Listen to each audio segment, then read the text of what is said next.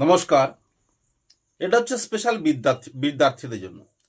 যে সমস্ত বিদ্যার্থীর মনোসংযোগের অভাব আছে,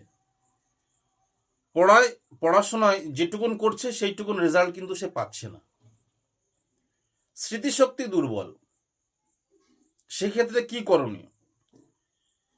তাদের করণীয় হচ্ছে তিনমুখী এবং ছমুখী রুদ্রাক্ষ যদি তারা ধারণ করতে পারে, তাহলে তাদের যে স্মৃতিশক্তি দুর্বল, পড়াশোনায় যে মনোসংযোগ নেই বা পড়লেও মনে থাকছে না, এই তিনমুখী এবং ছমুখী রুদ্রাক্ষ যদি ধারণ করতে পারে, অকল্পনীয় রেজাল্ট, দুর্দান্ত রেজাল্ট হবে, ভাবতে পারবেন না। যদি হয় আমার কমেন্ট সেকশনে গিয়ে আমাকে জানাবেন।